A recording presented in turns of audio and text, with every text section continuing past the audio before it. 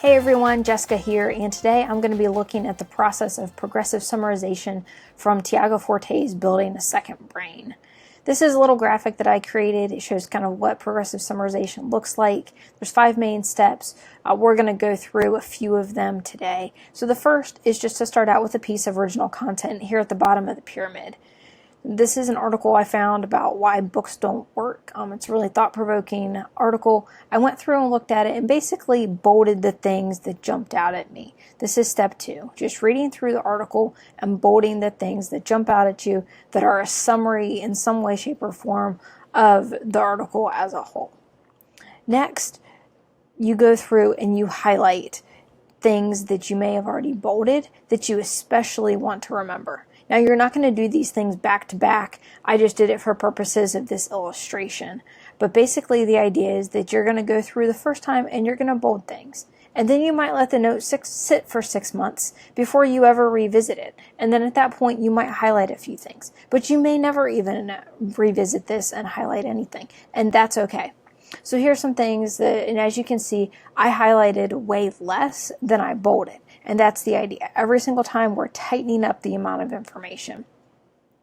The fourth step is to summarize. Now, even fewer notes are going to get this treatment. But for purposes of this, I went ahead and wrote a quick summary, the big ideas from this article that I specifically wanted to remember. Now, I'm going to go to this one here, which has both my bolded information and the highlighted information.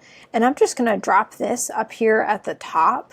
And this is just my words, a summary of some of the biggest points for me. Yours might look very different depending on what you wanted to actually remember.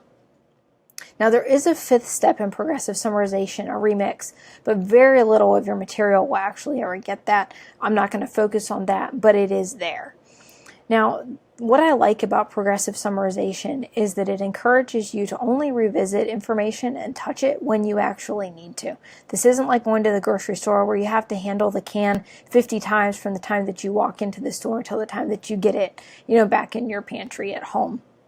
This is something that you clip the article. And then if I'm skimming through and my notes and I discover that that article might be helpful, you go through and you bold it. And then you let it sit for a while. And then the next time that you open the note, you do something else with it. So it's a gradual process, which also allows you to commit more of it to your memory so you can recall it better, since you're not necessarily focused on trying to cram everything in all at once.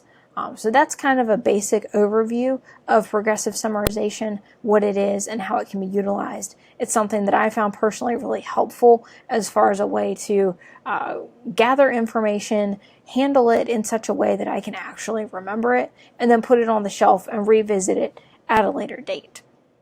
I'm going to drop a link in the notes below to both my note, how I marked it up, as well as to the original article here, so you can reference that if you'd like.